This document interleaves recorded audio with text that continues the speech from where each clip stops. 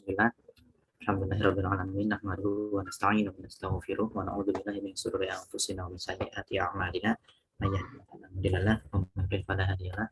Asyhadu an la ilaha illallah wahdahu la syarika lahu wa asyhadu anna Muhammadan abduhu wa rasuluhu la nabiyya ba'da.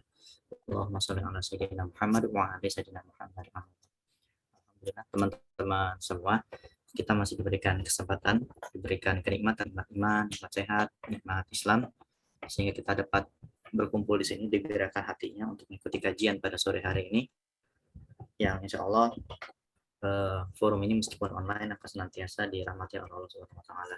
Salawat dan salam marilah kita curahkan pada Nabi Muhammad sallallahu alaihi wasallam. Semoga kita semua mendapatkan syafaat beliau hingga akhir zaman nanti. Amin ya rabbal alamin. Sore ini insya Allah kita melanjutkan kajian sudah bersama dengan Ustadz Akil, karena tadi juga udah agak telat ya, 11 menit. Langsung saja kepada Ustadz Akil, waktu dan tempat dipersilakan. Baik, terima kasih Billy. Suara saya jelas ya, insya Allah ya? Saya jelas, teman-teman yang lain bagaimana? Kalau misalkan ada yang kurang jelas, boleh disampaikan. Ya. Baik. Bismillahirrahmanirrahim. Assalamualaikum warahmatullahi wabarakatuh. Waalaikumsalam warahmatullahi wabarakatuh. Alhamdulillah wassalatu wassalamu ala Rasulillah wa la haula wa la quwwata illa billah. Rabbi israh li sadri wa yassir li amri wahlul 'uqdatam min lisani yafqahu qawli. Allahumma 'allimna ma yanfa'una wanfa'na bima 'allamtana warzuqna 'ilman nafi'an amin ya rabbal alamin. Teman-teman yang dirahmati Allah, semoga selalu dalam kondisi yang baik-baik saja ya, yang terbaik, dan semoga selalu dalam kondisi bersemangat untuk tetap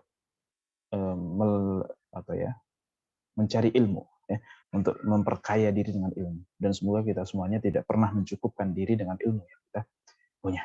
Baik.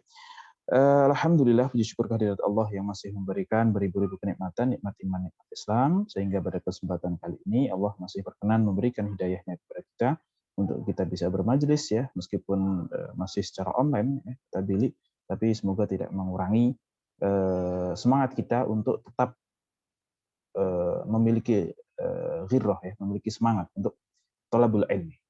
Dan semoga Allah memudahkan kita, memberikan kita pertolongan, serta Allah memberikan kita hidayah untuk tetap terus istiqomah di jalan Allah Subhanahu wa taala. Tak lupa salawat serta salam kita sajikan ke junjungan kita Nabi Muhammad sallallahu alaihi wasallam, dengan penuh harap semoga kita semuanya termasuk umat yang akan mendapatkan syafaat di yaumul qiyamah. Amin ya rabbal alamin. Baik, teman-teman yang dirahmati Allah, alhamdulillah kita sudah sampai ke ayat yang ke-56 terakhir kita baca. Dan insya Allah kita akan melanjutkan kajian kita tafsir suratul Kahfi ayat 57 ya, yang sudah akan saya share screen terlebih dahulu supaya memudahkan kita untuk baca semuanya. Mungkin teman-teman juga bisa sambil pegang mushaf ya, pegang mushafnya masing-masing itu, silahkan untuk memberikan catatan-catatan misalnya, ataupun apapun itu yang kira-kira dibutuhkan. Kita sudah sampai 57 ya berarti sekarang ya. Iya, betul Ustaz. Kemarin terakhir 56. Baik. A'udzubillahi minasyaitonir rajim. Bismillahirrahmanirrahim. Wa man adlamu mimman dzukira bi ayati rabbih fa'arada 'anha wa nasiya ma qaddamat yadah inna ja'alna 'ala qulubihim akinnatan ay yafqahuhu wa fi adhanihim waqra wa in tad'uhum ila al-huda falan yahtadu idzan abada. Baik. Wa man adlamu, waman, dan siapakah azlamu yang lebih zalim? Ini di sini adalah sebuah pertanyaan untuk li sukhriyah, untuk merendahkan. Jadi Allah bertanya ya di dalam ayat ini kepada kita, siapakah yang lebih zalim mimman dzukira bi ayati rabbih, dibandingkan orang-orang, mimman dibandingkan dzukira yang diberikan peringatan. Kalau dzakaro itu kan mengingat. Kalau dzakaro diperingatkan ya. Dzakaro memberikan peringatan. Dzukiro berarti diberikan peringatan. Ini kayak aktif dan pasif saja. Dzakaro dan dzukiro. Ini kalau ilmu bahasa Arabnya begitu. Wa man azlamu mimman dzukira bi ayati rabbih. Siapakah yang lebih zalim dibandingkan orang yang sudah diberikan peringatan bi ayati rabbih, dengan ayat-ayat Tuhannya. Di mana teman-teman yang dirahmati Allah, ayat Allah itu minimal ada dua. Ayat kauniyah sama ayat syar'iyah. Ayat syar'iyah itu ya Al-Quran inilah. Al-Quran ini merupakan ayat syar'iyah. Tapi juga ada ayat kauniyah, kejadian-kejadian ya, bagaimana Wa afala yanzuruna ilal ibli kaifa khuliqat. Apakah kalian tidak melihat unta itu gimana coba diciptai? Ibaratnya gitu. Kita diperintahkan untuk melihat sekitar penciptaan manusia, bagaimana laki-laki itu kok sukanya sama perempuan, bagaimana ketika laki-laki itu kok menikah dengan perempuan maka akan timbul sakinah, ketenangan dan seterusnya. Kenapa kok nggak laki-laki itu sukanya malah laki-laki, perempuan sama perempuan, katakanlah gitu. Dan kenapa gender di dunia ini kok cuma ada dua, kalau nggak laki ya perempuan. Ini kan semuanya bukan karena kebetulan. Kalau memang penciptaan itu kok asywa'i, penciptaan itu kok ngacak, dia terbentuk dengan sendirinya tanpa ada yang ngatur, ya kalau bisa lahir anak laki-laki dan bisa lahir anak perempuan, harusnya bisa lahir anak yang bukan laki-laki dan perempuan, jenis gender ketiga, gender keempat, dan seterusnya. Tetapi kan tidak berevolusi kan kita ternyata. Ya dari dulu kalau nggak laki perempuan udah. Kalaupun ada kelainan, paling ya namanya kelainan gitu. Artinya Allah menguji mereka dengan beberapa kelainan orang yang memiliki kelamin ganda. Tapi kan ya 1 juta banding 1 kalaupun ada. Ya. Ini namanya ayat kauniyah. Nah, siapa yang lebih zalim? Kata Allah bertanya, siapakah yang lebih zalim dibandingkan orang-orang yang sudah diberi peringatan dengan ayat-ayat kauniyah dan ayat-ayat syar'iyah atau tanziliyah, ya. Tanzilah itu ayat yang diturunkan oleh Allah, artinya ayat Al-Qur'an ini fa'aradu anha. Udah dikasih peringatan tapi dia fa'aradu anha. Dia malah berpaling dari. Wa nasiya ma qaddamat yadah, dan dia melupakan apa qaddamat yang telah dia kerjakan, yang telah dikerjakan oleh tangannya. Nah, artinya begini. Dan siapakah yang lebih zalim dibandingkan orang-orang yang sudah diberikan peringatan kepadanya, sudah diberikan tanda-tanda bahwasanya kebenaran itu mengatakan Allah adalah Tuhan, bahwa di alam semesta ini ada Tuhan dan Tuhan itu hanya satu, tidak mungkin ada dua dan seterusnya. Dan surat Al-Kahfi ini kan sebuah tantangan dari orang-orang kafir Quraisy, ya, bertanya kepada orang Madinah, kepada orang-orang Yahudi untuk menguji kenabiannya Rasul.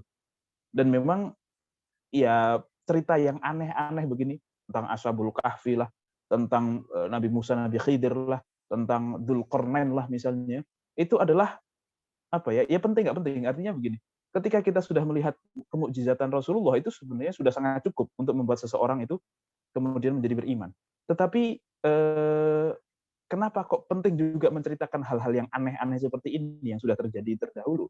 Karena itu untuk menunjukkan kenabiannya Rasulullah di hadapan orang-orang Yahudi juga. Karena orang Yahudi ini mereka ngetes bahwa dia nabi beneran atau tidak. Dia tahu nggak cerita-cerita yang aneh-aneh di kitab-kitab Samawi. Harusnya kalau dia nabi dia tahu. Gitu. Tentang Ashabul Kahfi, tentang begini Dzulqarnain, tentang Nabi Musa dan Nabi Khidir yang akan kita ceritakan nanti. Kemudian bahkan saking isengnya itu orang Yahudi bertanya kepada Rasulullah SAW tentang bagaimana Nabi Ibrahim itu gunting kuku. Ini saking anehnya, saking gabutnya mereka. Tapi ya Rasulullah sebagai Nabi untuk menunjukkan kenabiannya ya harus tahu gitu. Ya, tahu gitu. Muhammad, kamu tahu nggak bagaimana cara Ibrahim itu menggunting kukunya dan seterusnya? Tahu lah gitu ya, meskipun juga mungkin belum tahu pada saat itu. Kemudian baru dikasih tahu oleh malaikat Jibril misalnya setelahnya gitu. Tetapi Rasulullah juga ya udah saya nabi, saya harus tahu gitu. Nah, terus barulah dikasih tahu ya caranya gimana. Caranya itu dari kelingking kanan dulu, kemudian jari tengah, kemudian jempol. Setelah itu baru jari manis, terakhir adalah telunjuk. Itu kalau tangan kanan. Kalau tangan kiri mulai dari jempol dulu, habis itu jari tengah, habis itu yang terakhir di sini. Jentik ya, kelingking, habis itu telunjuk, baru terakhir jari manis. Nah, jadi urutannya kalau dari kanan ke kiri itu kelingking, tengah, jempol, jari manis, telunjuk. Jempol, tengah, kelingking, telunjuk, jari manis. Itu jawaban Nabi. Ya karena memang betul begitu ya. Dan ini penting nggak penting gitu. Penting karena untuk menunjukkan dia Nabi atau bukan. Nabi Muhammad itu Nabi atau bukan. Tetapi tidak penting kalau secara terus kenapa gitu ya. Terus kenapa kalau seperti itu? Ya, tentu ini akhirnya menjadi sebuah sunnah yang ya mungkin bisa kita lakukan juga, tidak masalah gitu ya, walaupun saya juga nggak pernah mempraktekkan itu ya. Kalau saya potong buku saja. Potong buku ya paling nyari sunnahnya ketika hari Jumat, udah itu saja ya. Di luar itu nggak terlalu dipikirkan yang mana duluan dan seterusnya. Tetapi mengetahui cerita yang aneh-aneh ini adalah dilalatun nubuwah bagi Rasulullah SAW. Nah, orang-orang kafir ini sudah menanyakan tentang suatu berita, tentang suatu kisah-kisah yang tidak mungkin diketahui kecuali oleh seorang nabi, dan mereka sudah diberikan, tetapi tetap fa'a'radu anha, tetap mereka berpaling dari. Nah, ini satu hal yang sangat bahaya. Satu hal yang sangat bahaya, wa nasiya ma qaddamat yadah, dan mereka tuh nggak peduli tentang ketika dia melakukan sesuatu, nasiya ma qaddamat yadah, dia melupakan apa yang sudah dia lakukan. Artinya ketika dia melakukan sesuatu apapun, dia tidak peduli dengan konsekuensi yang akan terjadi. Nah, ini ciri-ciri orang bodoh. Orang yang cerdas, orang yang bijak, pasti akan memikirkan segala sesuatu yang ia kerjakan. Kalau dia melakukan A, ini pasti ada konsekuensi. Kalau dia melakukan B, pasti ada konsekuensi. Orang yang cerdas pasti akan sadar bahwa jika dia melakukan kebaikan, pasti akan ada kebaikan kembali kepada dirinya. Dan kalau dia melakukan keburukan, pasti akan ada keburukan kembali kepada dirinya. Jadi kalau ada orang melakukan keburukan terus, kok tidak pernah mendapatkan keburukan balik, dan dia tidak janggal dengan itu, kemudian malah merasa, berarti ya aman saya, dan seterusnya, berarti itu orang yang secara logika nalarnya juga bermasalah. Ya, karena pasti dia orang yang cerdas akan menuntut keadilan lah. Gitu. Pasti nuraninya itu akan mengatakan, tidak mungkin berbuat buruk kok kemudian tidak ada balasannya. Ya entah di dunia, entah di akhirat pasti ada. Gitu ya. Wa nasiya ma qaddamat yadah, artinya mereka nggak peduli, saya lakukan ini ya sudah. Seolah-olah tidak akan berefek apa-apa kepada dirinya. Inna ja'alna ala qulubihim akinnatan ay yafqahuhu wa fi adhanihim waqra. Sesungguhnya kami akan menjadikan ala qulubihim, di atas hati mereka, artinya kami akan menjadikan di hati mereka itu akinnatan, sebuah penutup, ay yafqahuhu, supaya mereka tidak yafqahuhu, memahami ayat-ayat tersebut, wa fi adhanihim waqra, dan di dalam telinganya itu ada sumbatan. Nah, tentu ini penutup hati kemudian sumbatan dalam telinga itu bukan sesuatu yang sifatnya hissi, yang material, tetapi sifatnya secara kiasi. Ya. Mereka tidak mendengarkan, mereka tidak bisa memahami, bukan tidak paham, tetapi pemahaman tersebut tidak bisa membawa mereka kepada apa yang seharusnya menjadi konsekuensi dari pemahaman. Dia bukan tidak mendengarkan, mereka mendengarkan, tetapi pendengaran mereka itu tidak berguna. Pendengaran mereka itu tidak kemudian mereka bisa gunakan, manfaatkan secara optimal, sehingga apa nih yang bisa saya ambil dari apa yang saya dengar.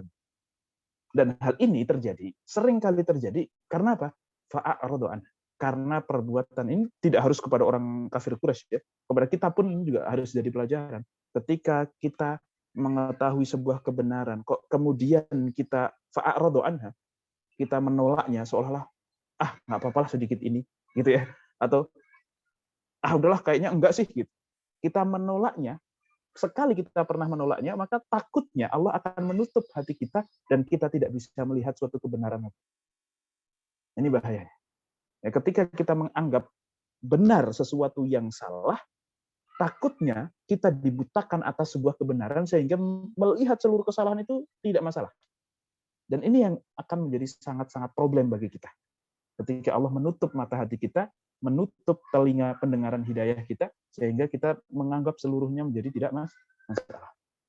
Dan kalau kita tahu bagaimana orang-orang Yahudi itu kok sampai membunuh Nabi, mereka itu kan kejahatannya kalau di dalam Al-Quran itu kan yaqtulunal anbiya bighairil haqq, ya. Mereka membunuh para nabi tanpa ada alasan yang dibenarkan, dan Nabi nggak mungkin ada alasan untuk membunuh Nabi yang dibenarkan, itu nggak mungkin ada. Gitu.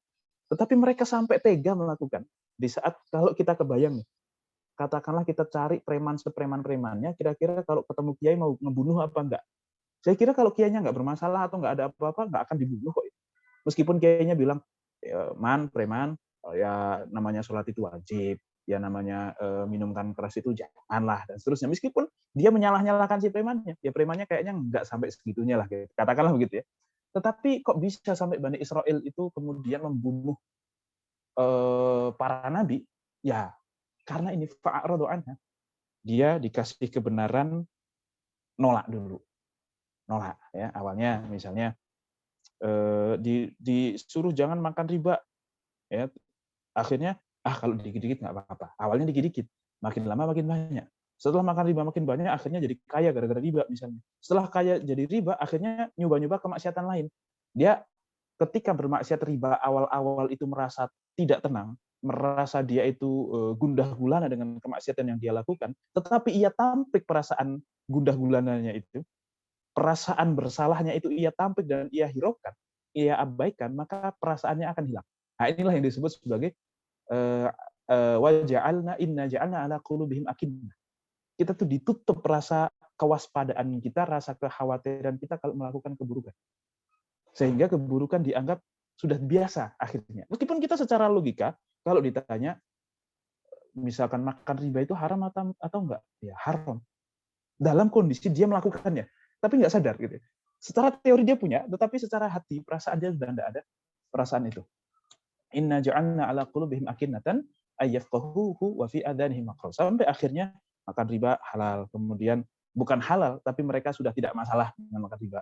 Kemudian nyobain minuman keras misalnya. Awal-awalnya ada sensasi-sensasi, gini ya ternyata ya bermaksiat ya. Padahal dia udah makan riba tiap hari, tapi tidak merasa itu maksiat.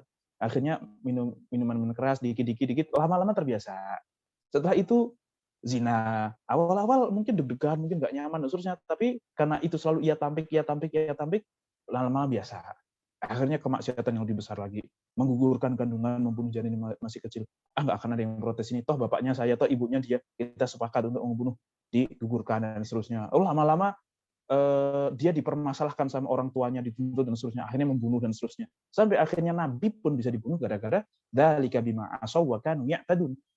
Hal itu, kemaksiatan sampai membunuh Nabi itu bisa terjadi karena kemaksiatan kecil yang ia lakukan secara terus-menerus, secara kontinu, secara istiqomah, begitu ya, sehingga membuat kepekaan hati seseorang terhadap kesalahan itu semakin hilang, sehingga jelek apapun perbuatan, dia tidak merasakan bahwa itu adalah sebuah perbuatan buruk.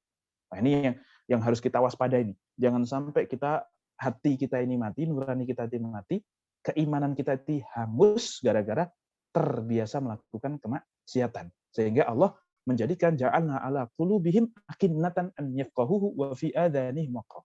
Dan kalau sudah dalam kondisi seperti itu, wa in tad'uhum ilal huda falan yahtadu idzan abada. Dan jika kalian menyerukan kepada petunjuk, mendakwahkan kebenaran kepada orang-orang tersebut, falan yahtadu idzan abada. Mereka tidak akan mendapatkan petunjuk selamanya. Mereka tidak akan mendapatkan hidayah selamanya ketika sudah dalam kondisi seperti itu. Ini maka kita harus mawas diri ya, bukan hanya teman-teman ya, saya yang paling harus mawas diri bahwasanya jangan sampai ada kemaksiatan yang kita lakukan meskipun kecil, tetapi kemudian kita merasa tenang dengan kemaksiatan tersebut. Nah, itu. Ya, melakukan maksiat itu manusiawi, Bang. Kita kok melakukan maksiat itu manusiawi banget ya. Misalnya jalan di, apalagi Jakarta gitu ya, di perjalanan pakai motor, terus melihat orang pakai motor juga, perempuan, mungkin yang laki-laki, bagi laki-laki, perempuan pakai motor, pakaiannya seksi dan seterusnya, itu kadang ya susah juga untuk memalingkan pandangan misalnya. Ya. Kemudian, pokoknya kemaksiatan yang kita sadar itu maksiat, tetapi selama kita masih merasa itu maksiat, masih tidak tenang dengan hal itu, masih jiwa kita menyalahkan hal itu, maka ya insya Allah masih dalam batasan aman lah. Sehingga kita perlu menjaga perasaan tidak nyaman untuk salah. Sebagaimana kita perlu untuk tetap nyaman, tetap pede dengan kebenaran. Meskipun orang-orang sudah mulai aneh dengan kebenaran. Nah, meskipun kita juga harus jangan nyaman dengan kesalahan, meskipun orang-orang di sana sudah mulai nyaman dengan kesalahan tersebut. Nah, itulah yang disebut sebagai istiqomah, kan gitu. Istiqomah itu memang berat. Kalau kita taat di saat orang lain taat, ya bagus, memang harusnya begitu. Tetapi bisakah kita tetap taat di saat orang lain nggak taat? Nah, ini kan satu hal yang sangat berat. Kita meninggalkan kemaksiatan di saat yang lain meninggalkan kemaksiatan, ya lebih mudah dibandingkan ketika yang lain maksiat semuanya kok kita bisa tetap nahan, meskipun sekonyong-konyong kita nahannya, pengen banget sebenarnya ikut kayak teman-teman. Cuman, aduh maksiat, masalahnya dosa ya. Saya takut dosa. Kalau masih punya perasaan seperti itu luar biasa istiqomahnya. Dan semoga kita semuanya menjadi orang-orang yang masih diberikan keistiqomahan oleh Allah Subhanahu wa taala. Nah, kita harus terus merawat hidayah ini, ya, mensyukurinya, merawatnya dan meminta untuk selalu ditambahkan hidayah-hidayah. Baik. Ini ayat 57, mereka sudah diberikan ayat-ayat itu ternyata masih fa'aradu anha. Mereka masih mengingkari terus cari alasan, ngeles dan seterusnya, maka Allah menutup hati mereka sehingga susah untuk mendapatkan hidayah kembali. Itu ayat 57. Baik. Kemudian ayat 58-nya, wa rabbukal ghafuru dzur rahmah. Dan Tuhanmu itu Al-Ghafur, Zat yang Maha Pengampun. Di mana pengampun di sini itu artinya Al-Ghafur, kata Al-Ghafur itu mengandung kata selain mengampuni, selain memaafkan, juga menutupi. Makanya disebut Al-Mighfar. Ada mighfar itu kayak semacam baju besi, bukan baju, helm besi itu. Kevlar tubuh ya.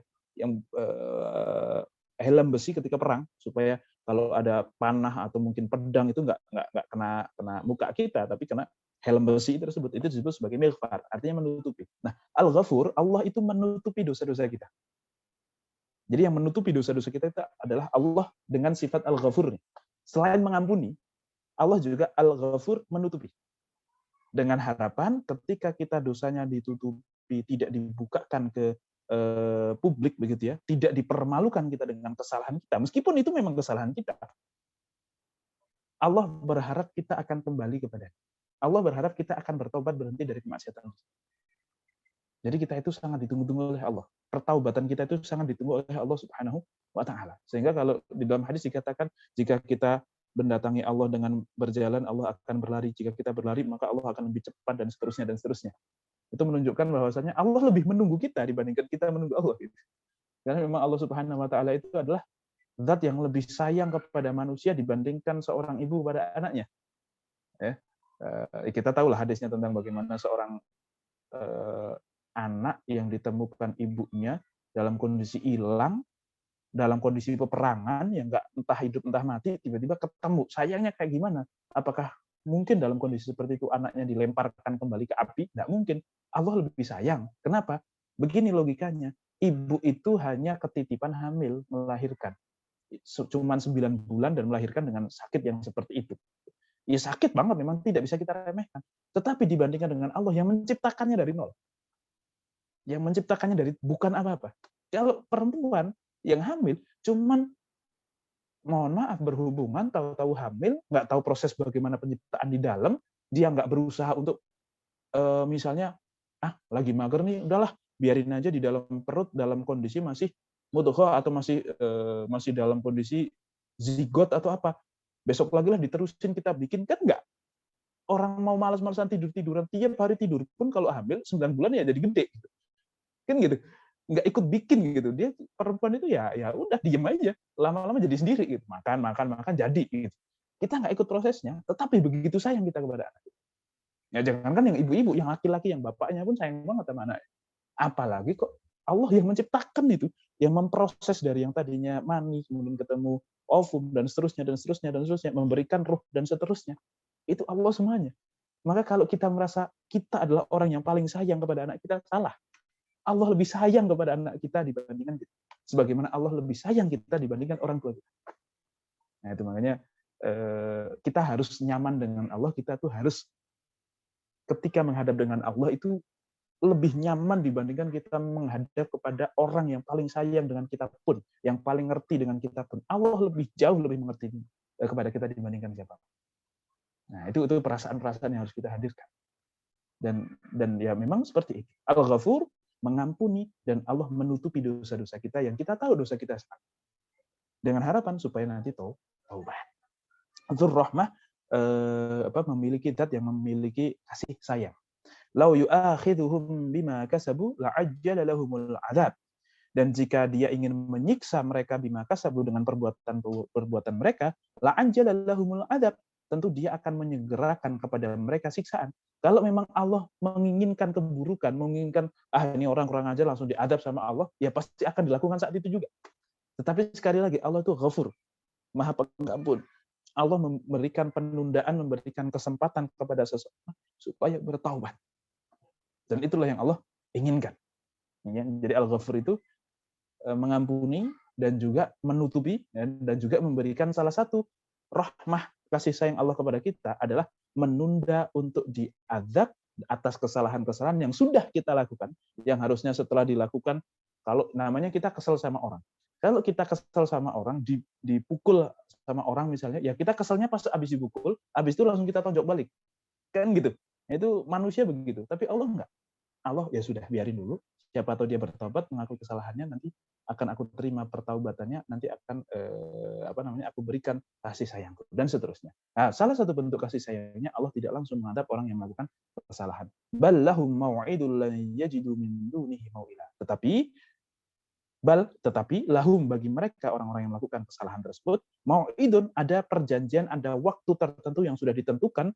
Kalau sampai batasan ini kok masih belum tobat, la yajidu, maka mereka tidak akan menemukan min dunihi tempat lari, ya, mau'ila, tempat berlindung dari Allah Subhanahu wa taala. La yajidu min dunihi mau'ila. Ya. Mereka akan ditunda azabnya supaya ada harapan untuk bertobat kepada Allah, tapi kalau tidak bertobat juga kepada Allah, maka akan ada saatnya mereka tidak menemukan tempat kembali, tempat berlindung kecuali hanya kepada Allah Subhanahu wa taala. Jadi tidak ada tempat berlindung dari Allah kecuali hanya kepada Allah. Pada hari itu semua orang hanya bisa kepada Allah Subhanahu wa taala. Entah kembali dengan kondisi baik-baik atau kembali dalam kondisi yang tidak baik. Nah, ini untuk menunjukkan kepada orang-orang kafir Quraisy itu, selama kamu masih hidup, masih bisa bersyahadat, masih ditunggu oleh. Maka betapa banyak orang yang buruk ya, orang yang awalnya buruk, misalnya siapa? Ya orang-orang yang ikut perang Badar, banyak yang kemudian masuk Islam. Orang-orang yang ikut perang Badar dari sisi bukan di pihak Nabi, tapi di pihak lawan. Orang yang ikut perang Uhud, Khalid bin Walid itu panglimanya Uhud sehingga menang. Kafir Quraisy menang di Uhud karena panglimanya Khalid bin Walid, ibaratnya begitu, yang saking luar biasa jagonya. Tetapi akhirnya dia masuk Islam. Itu kenapa? Bentuk rahmat kasih sayang Allah menunda pemberian azab kepada orang-orang yang sudah melakukan kesalahan.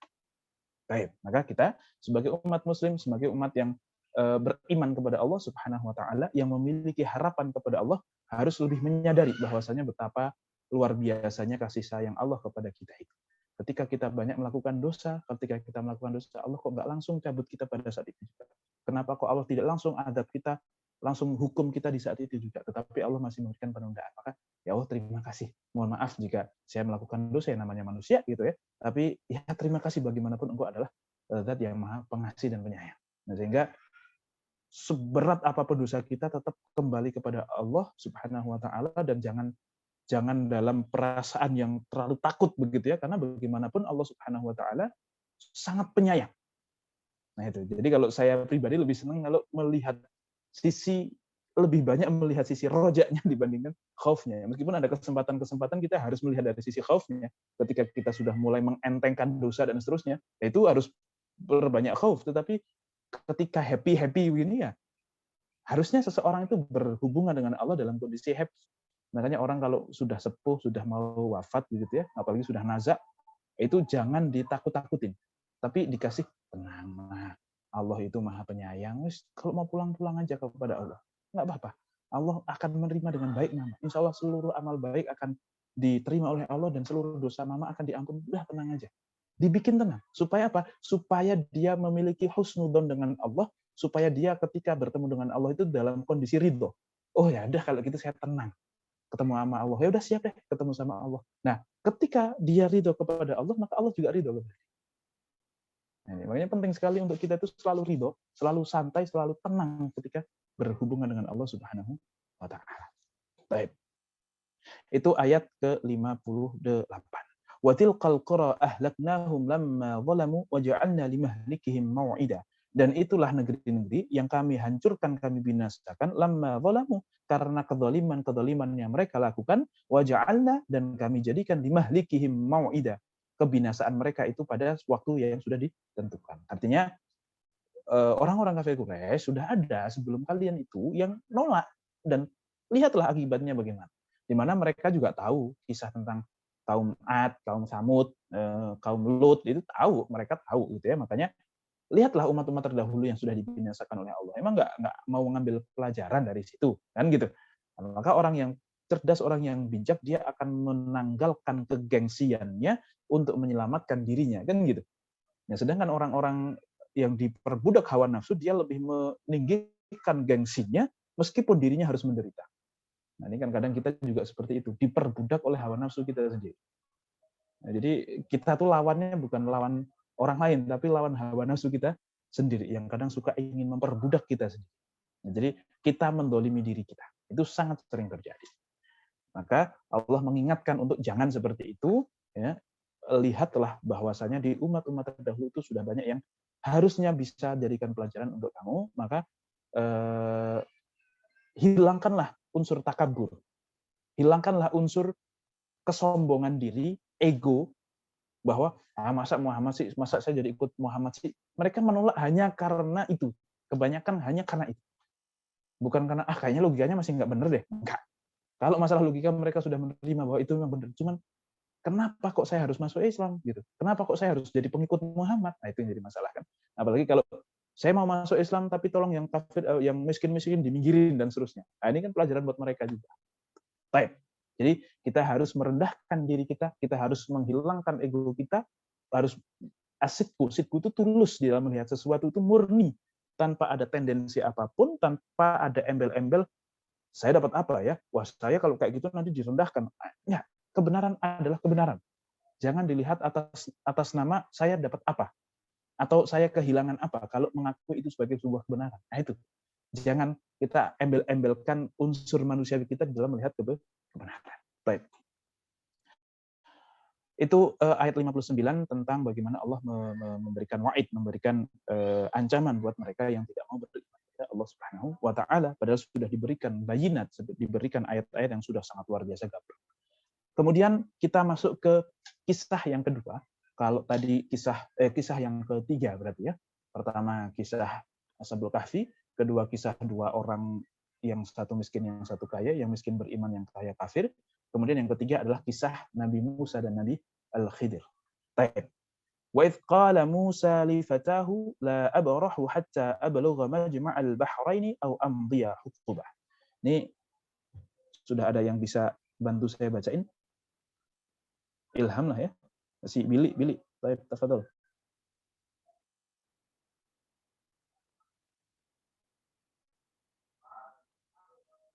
Billy, apakah bisa sambil bacain?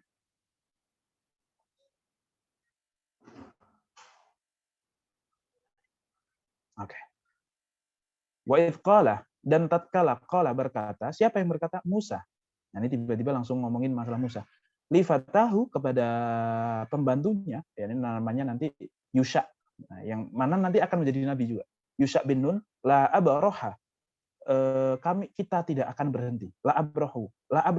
Aku tidak akan berhenti, kata Nabi Musa, hatta ablugha majma'al bahraini aw amdiya huquba. Sampai aku bertemu dengan dua lautan yang bertemu, dua lautan gitu ya. Sampai aku bertemu dengan majma'al bahraini, pertemuan dua laut, aw amdiya huquba. Bahkan kalaupun aku harus amdiya, berjalan, huquba, dengan masa yang sangat panjang. Artinya kalau belum ketemu saya nggak akan beres, saya nggak akan berhenti. Kalau belum bertemu dengan dua pertemuan laut ini, saya tidak akan berhenti, kata Nabi Musa. Mau ngapain? Nah, ini dijelaskan di dalam sebuah hadis. Saya share dulu hadisnya. Ini belum sempat saya terjemahkan hadisnya. Share screen saja. Nah, ini hadisnya bahasa Arab juga sih, tapi ya nggak masalah lah. Nah, hadisnya ini hadis riwayat Bukhari. Apa yang dilakukan Musa? Kok kemudian dia tiba-tiba pergi bilang ke pembantunya, terus mau pergi ke menemui satu tempat pertemuan dua laut? Itu kenapa? Karena pada suatu ketika, ini hadisnya ceritanya tentang ini dulu. Cerita Nabi Khidir dan Nabi Musa ini dulu dibantah oleh orang Yahudi bahwasanya ini bukan Musanya kita, itu bukan Musanya Bani Israel, ini bukan Musanya Yahudi. Yang ketemu Khidir itu bukan Musanya ya Yahudi. Makanya Ibnu Abbas marah-marah itu. Orang nggak benar masa dibilang Musanya yang ketemu Nabi Khidir itu bukan Musanya Yahudi. Kenapa Musa Yahudi kok bilang begitu? Karena Musa di depan Nabi Khidir itu kan kebuli, ibaratnya ya. Disalah-salahin, dia menjadi murid, kemudian pas jadi murid pun protes, habis protes ternyata salah dan seterusnya. Kan kalah ilmu antara Nabi Musa dengan Nabi Khidir. Ya, Nabi Musa kalah ilmu dengan Nabi Khidir sehingga Yahudi tidak mau mengakui itu bukan Musanya kita, itu Musanya lain. Maka siapa namanya Ibnu Abbas pun berkata dari Sa'id bin Jubair qala qultu li Ibnu Abbas inna Nufal bikali yaz'umu anna Musa laisa bi Musa bani Israil, bahwasanya ada seseorang yang menyangka Musanya Nabi Khidir itu yang ketemu Nabi Khidir bukan Musa bani Israil.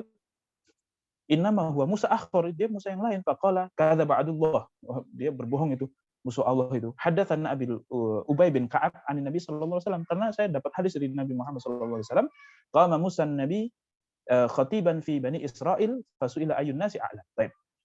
Musa suatu ketika itu pernah berkhutbah di hadapan para jamaahnya, Bani Israil. Di hadapan Bani Israil Musa berkhutbah. Bahkan dalam sebuah riwayat khutbahnya itu sangat luar biasa menggugah hati sehingga tadma'ud dumu, ya.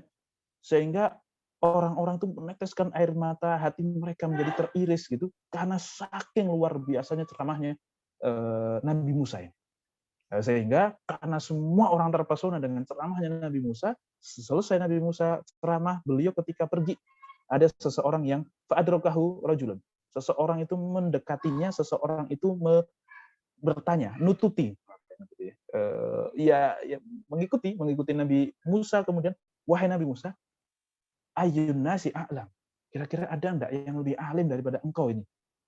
Nah, kata-kata orang itu yang menjadi jamaah yang sangat terpukau dengan Nabi Musa itu, maka faqala anna a'lamu, kata Nabi Musa, ya saya yang paling pintar, enggak ada yang lain gitu. Setahu Nabi Musa memang yang paling pintar adalah Nabi Musa pada saat itu. Ya memang top nabi ya saat itu Nabi Musa, bukan yang lain. Sehingga beliau kan ulul azmi kan, salah satu di antara 5 yang nabi yang disebut ulul azmi itu ya Nabi Musa. 5 rasul terbaik ya Nabi Musa salah satunya. Fa'atibahullah, maka Allah menegurnya, idlam yarudil ilma ilaihi, karena Nabi Musa tidak mengembalikan ilmu kepada Allah. Harusnya bilang Allahu a'lam, saya nggak tahu. Ya setahu saya sih saya, tapi minimal Allahu a'lam dulu lah gitu. Jadi diitab, ditegur oleh Allah Subhanahu wa taala, fa auhallahu ilaihi, maka Allah memberikan wahyu kepada Nabi Musa, ana 'abdan min ibadi bi majma'al bahrain. Ada seorang hamba dari sebagian hambaku berada di pertemuan 2 laut, wa a'lamu minka, kata Allah. Dia lebih pandai daripada kamu wahai Musa gitu. Faqala ya Rabb wa kaifa bihi? Wahai ya Allah, bagaimana cara bertemu dengan dia? Faqila lahu ihmil hutan fi miktal. Wahai Musa, kalau mau bertemu dengan dia, maka bawalah ikan di dalam keranjang. Fa'idha faqadtuhu fahuwa thamma. Kalau sampai kamu kehilangan ikan tersebut, maka dialah tempatnya di situ. Fantalaqa bifatahu Yusha bin Nun. Maka Nabi Musa pun pergi untuk menuntut ilmu, dan juga bersama dia itu pembantunya namanya Yusha bin Nun, wa hamala hutan fi miktal. Maka keduanya itu membawa ikan di dalam miktal, hatta kana inda sakhrati wada'a ru'usahuma wa nama. Sehingga ketika berada di satu batu begitu ya, mereka berdua tidur, fansalal huta minal miktali fatakhadha sabilahu fil bahri sarba. Maka hut di sini itu ikan, dan disebutkan dalam tafsir Ibnu Katsir itu ikannya pun sudah ikan matang, karena memang ikan ini untuk dimakan. Ikan ini untuk dibawa, untuk dimakan sebagai bekal perjalanan. Ayo, saya mau pergi perjalanan, bawa ikan dan seterusnya, itu untuk dimakan. Sehingga ikan ini sudah dikatakan malmuh. Malmuh itu sudah diasinin. Ya entah ikan udah dimasak jadi dengan garam, atau maksudnya ikan asin, nggak tahu ya. Ya kurang katakan ikan asin lah. Sudah menjadi ikan asin. Kemudian di suatu tempat, ikan itu ternyata hilang. Fattakhadha sabilahu fil bahri sarba. Dia tiba-tiba berjalan sendiri. Ada yang mengatakan ya tiba-tiba berjalan, ada yang mengatakan karena ada air kehidupan, ma'ul hayah, air kehidupan, sehingga dia terciprati air kehidupan, sehingga yang mati pun jadi hidup lagi gitu. Dan dia menuju ke laut, wa kana li Musa wa fatahu ajaba, yang menakjubkan Nabi Musa dan juga Nabi Yusha atau pembantunya. Fantalaqa baqiyata lailatihima wa yaumihima falamma asbaha qala Musa li fatahu atina ghada'ana laqad laqina min safarina hadha nasaba. Apa namanya? Mana itu? Nah ini, kalau ayatnya yang 61 mungkin teman-teman bisa sambil apa namanya? Nah, ini, falamma balagha majma'a bainihima nasiya hutahuma fatakhadha sabilahu fil bahri saraba. Dan tatkala mereka berdua itu sampai ke pertemuan dua laut tersebut, nasiya hutahuma.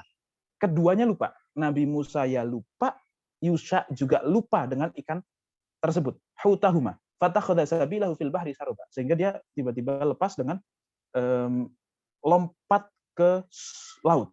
Fatakhadha sabilahu, dia ikan itu mengambil jalannya sendiri, mencari jalannya sendiri untuk menuju ke laut dengan cara lompat. Yang mana kedua-duanya lupa. Kok bisa dikatakan kedua-duanya lupa? Padahal yang bawa adalah pembantunya. Karena begini, pembantunya lupa. Pembantunya itu lihat. Pembantunya lihat bahwasanya ikan itu lepas dengan kondisi perginya itu. Lepasnya pun tiba-tiba jadi hidup dalam hadis ini. Laqad laqina min safarina hadza nasaba wa lam yajid Musa massan minan nasabi hatta jawaza al-makan alladhi amara bihi faqala lahu fatahu araita id awayna ila sakhrati fa inni nasitu al-huta wa ma ansanihi illa asyaitanu an adhkura. Ini ayat ya. Falamma jawaza qala li fatahu atina ghada'ana laqad laqina min safarina hadza nasaba. Baik. Ketika Nabi Musa itu tidur, si pembantunya itu sebenarnya melihat bahwasanya ikannya itu sudah lompat dengan cara yang sangat menakjubkan. Tiba-tiba hidup, yang pertama. Yang kedua, dia masuk ke laut, dan ketika masuk ke laut itu terbuka seperti terowongan. Ada disebutkan di dalam hadis ya, terbuka seperti terowongan, yang mana terowongan itu tidak langsung nutup. Jadi ikan itu masuk ke dalam sebuah terowongan, tiba-tiba muncul terowongan, masuk begitu, dan terowongan itu masih ada. Terowongan itu masih ada, tetap tidak kemudian hancur lagi, tidak kemudian amblas lagi begitu, enggak. Tetap masuk sehingga tertajuk-tajuk itu si pembantunya. Tetapi karena tertidur, setelah itu tertidur lagi, dia terlupa dan Musa pun terlupa untuk menanyakan gimana ikannya masih ada apa enggak. Karena niatnya Nabi Musa membawa ikan itu adalah untuk ketika hilang, berarti di situ. Sebagai tanda dari Allah, kalau mau ketemu hamba saya, bawa ikan, nanti kalau ikannya hilang berarti disitulah hamba saya itu. Nah, Musa lupa menanyakan, pembantunya lupa ngabarin Nabi Musa. Nah, sehingga falamma jawaza qala li fatahu, dan tatkala keduanya itu melewati, akhirnya setelah dia bangun, Nabi Musa bangun, terus kemudian dia juga bangun, ayo kita lanjut jalan lagi. Jalanlah lagi mereka berdua sampai kelewatan. Ini kalau di dalam hadis dikatakan fantalaqa baqiyata lailatihima wa yaumihima. Satu hari satu malam mereka melakukan perjalanan lagi dari tempat yang seharusnya dia berhenti. Falamma asbaha qala Musa, ketika di pagi hari berikutnya, atina ghada'ana. Ya udah deh, sini mana makanan kita. Ayo kita makan, laqad laqina min safarina hadza nasaba. Kita udah capek nih, perjalanannya sudah jauh. Walam yajid Musa massan minan nasabi hatta jawazal makanil ladzi amara bih. Dan Musa itu belum capek sampai udah kelewatan. Jadi kelewatan dulu baru capek. Dzalika ma kunna nabghi fartadda ala atirihima qasasa. Kemudian baru si pembantunya itu bilang, wahai Nabi Musa, iya saya kelupaan bahwasannya sebenarnya saya mau ngabarin ikannya itu lepas pas kita istirahat tadi di sebuah batu tadi di pinggir laut. Ikannya tuh lepas. Saya lupa mau mengabarkan. Wa ma ansanihu illa syaitanu an adhkura, dan saya dilupakan gara-gara setan. Kenapa kok bisa dikatakan demikian? Karena begini. Pertama, itu makanan makanan majikannya. Seorang pembantu diperintahkan untuk membawa makanan dan disimpankan oleh majikannya, harusnya dia punya perhatian lebih. Harusnya punya perhatian lebih. Tapi kok sampai lupa? Ya berarti karena setan memang. Tidak ada alasan lain kecuali setan. Yang kedua, dia melihat ikan itu dengan kejadian yang sangat aneh. Tiba-tiba udah mati, udah jadi ikan asin, kok hidup lagi, kok balik ke laut, kemudian bikin jalan, ada terowongannya, terowongan terbuat dari air, yang mana nggak ada kacanya, nggak ada semennya, nggak ada besinya, tapi kok bisa terbentuk terowongan dan nggak hancur.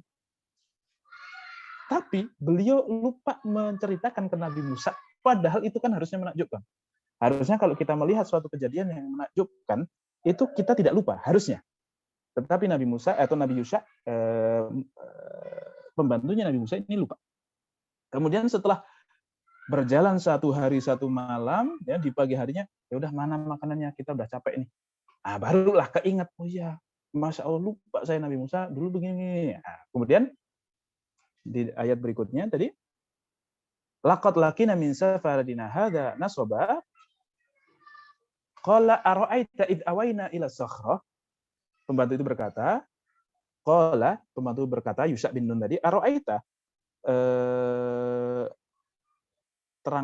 ara'aita itu, wahai Nabi Musa, tahu nggak? Gitu. Id awaina ila sakhrati, ketika kita tidur, awaina itu maksudnya istirahat ya, ke sakhrati, ke batu tadi, fa ini nasitul hut. Saya itu telah lupa untuk menceritakan tentang ikan. Wa ma ansanihu illa syaitanu an adhkurah. Dan aku tidak lupa kecuali gara-gara setan untuk mengingatnya. Sehingga saya dilupakan oleh setan untuk menceritakan kepadamu. Sehingga ini sangat luar biasa ya. Setan itu mengganggu, membuat kita lupa dan seterusnya. Wattakhadha sabilahu fil bahri ajaba. Dan dia itu, Nabi Musa, datang ke laut, nyemplung lagi ke laut, dengan caranya yang sangat ajib. Wattakhadha, dan ikan itu mengambil jalannya fil bahri, ke laut, ajaba, dengan aneh. Qala dzalika ma kunna nabghi.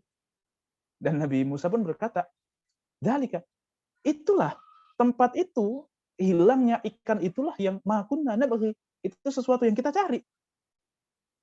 Nah, kok nggak bilang itu yang kita cari? Fartadda ala atharihima qasaso. Dan Musa fartadda, maka mereka berdua pun kembali untuk kembali ke tempat yang tadi, fartadda ala atharihima, menyusuri bekas-bekas perjalanannya untuk mencari tempat tersebut. Nah, di mana di tempat tersebut nanti bertemu dengan abdun min ibadillah. Kemudian falamma intaha ila sakhrati, ketika mereka berdua sudah sampai ke batu yang tadi, idza rajulun musajjiyun bi thawbin. Tiba-tiba ada seorang laki-laki yang dia itu pakai pakaian, tertutup oleh pakaian begini. Apa ya, pakai jubah, pakai surban gitu ya.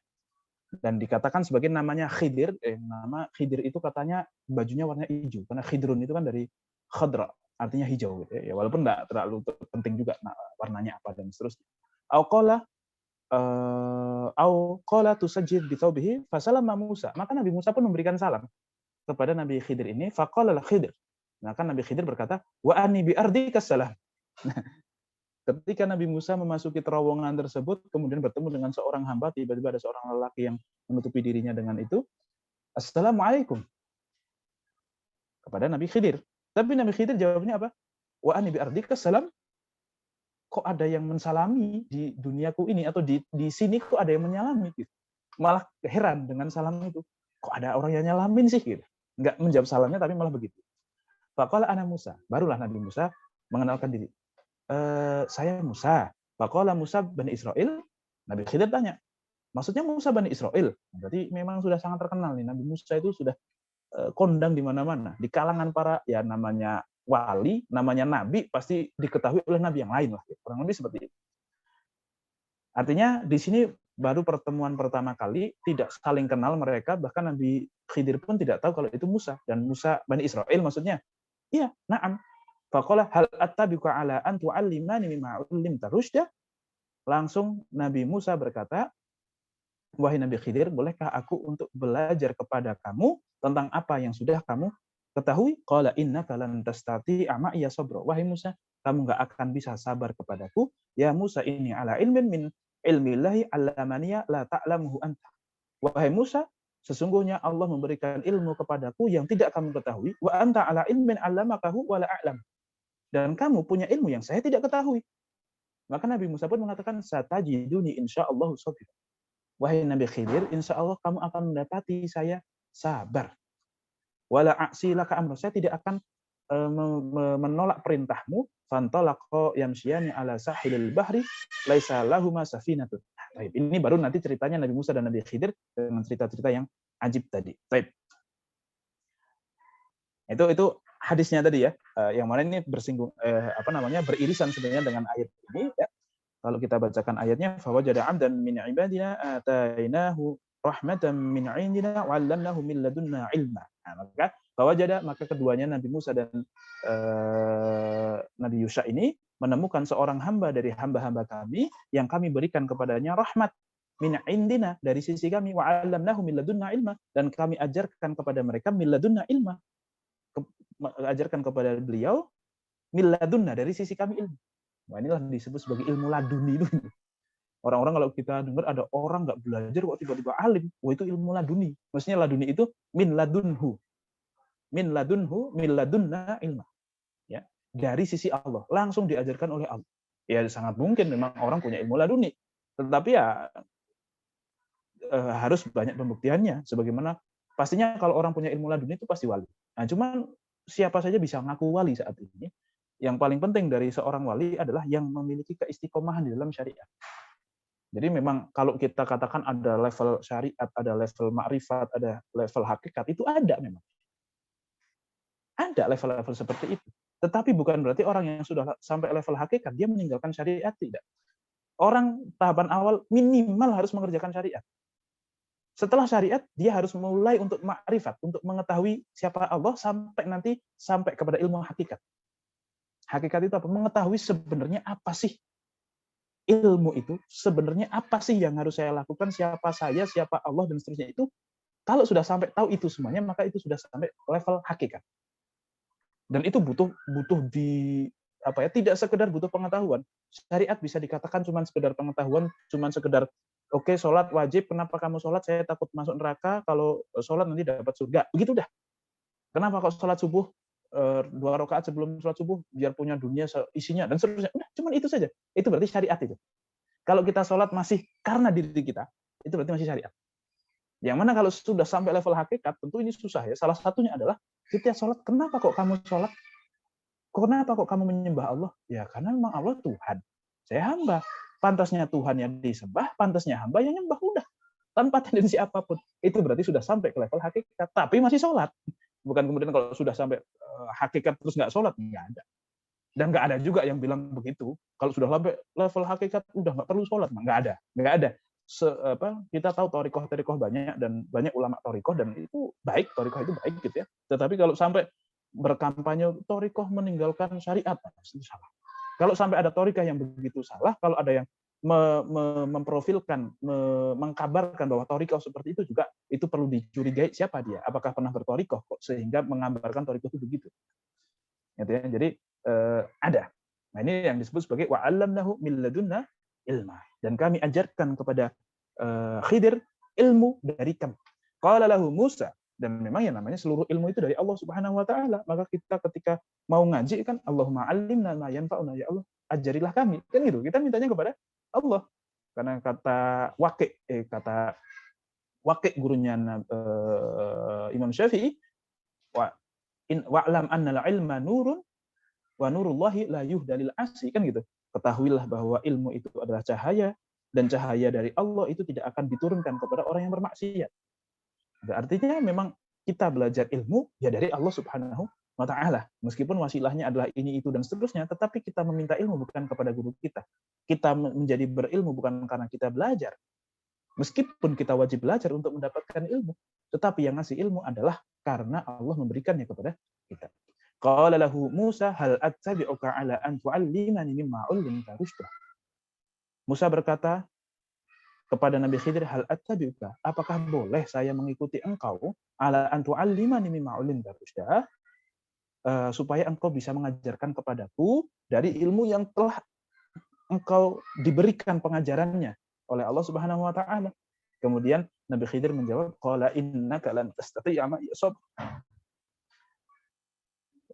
Qala Khidir berkata, innaka, sesungguhnya engkau wahai Musa, lan tastati'a ma'iya sabra, tidak akan sanggup untuk bersabar terhadapku. Wa kaifa tasbiru ala ma lam tuhid bihi khubra, dan bagaimana kamu akan bersabar atas sesuatu yang kamu tidak memiliki ilmunya, tidak memiliki pengalamannya. Karena nanti saya akan melakukan hal-hal yang aneh, kamu pasti akan protes gitu. Qala satajiduni insyaallahu sabira. Wahai Nabi Khidir, insyaallah engkau akan mendapatiku dalam kondisi sabar. Ya sudah, kalau memang begitu kondisinya tidak apa-apa, saya insyaallah akan sabar, wala a'silaka amro. Dan saya tidak akan bermaksiat. Maksudnya maksiat itu tidak melakukan apa yang engkau perintahkan lah. Saya tidak akan menyelisihi peraturan yang telah engkau berikan. Qala fa in ittaba'tani fala tas'alni an syai'in hatta uhditsa laka minhu dzikra.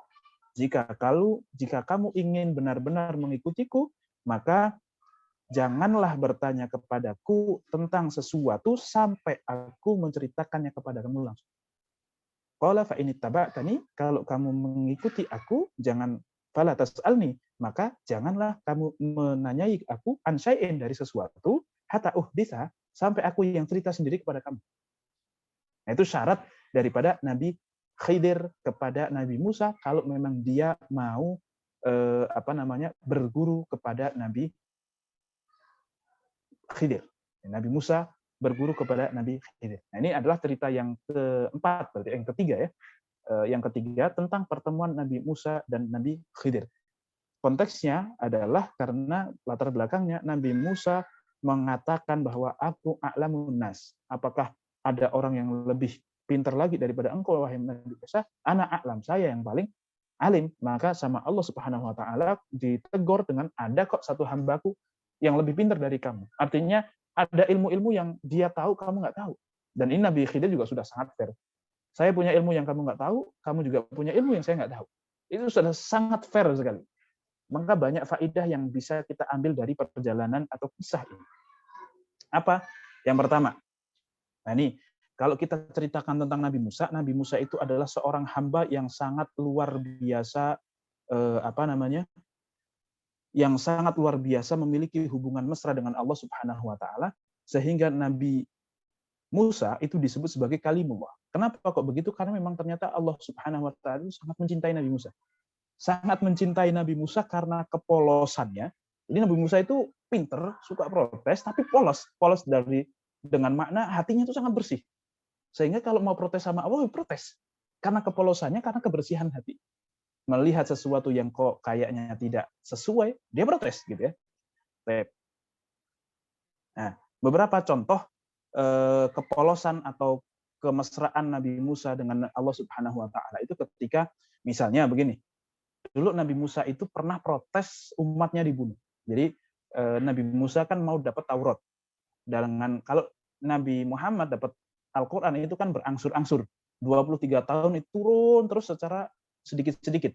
Tapi kalau Nabi Musa itu dapat Taurat secara langsung. Jadi langsung gelondongan.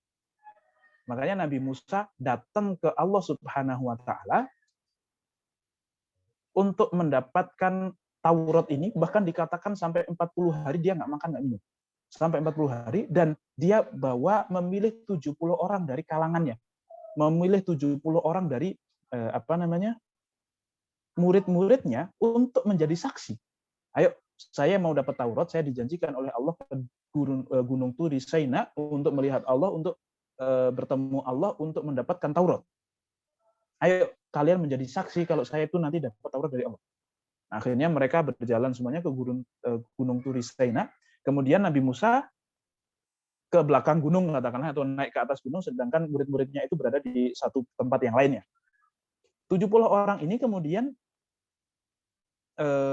setelah Nabi Musa SAW itu mendapatkan Taurat dan mempersaksikan 70 orang ini, dia datang ke 70 orang nih. Nih, saya udah dapat Tauratnya nih. Kalian jadi saksi ya bahwa saya dapat Taurat dari Allah. Gitu. Untuk memberikan saksi kepada umatnya yang lainnya lagi, yang lebih banyak. Nah, tapi ya namanya Bani Israel ya, memang suka protes juga.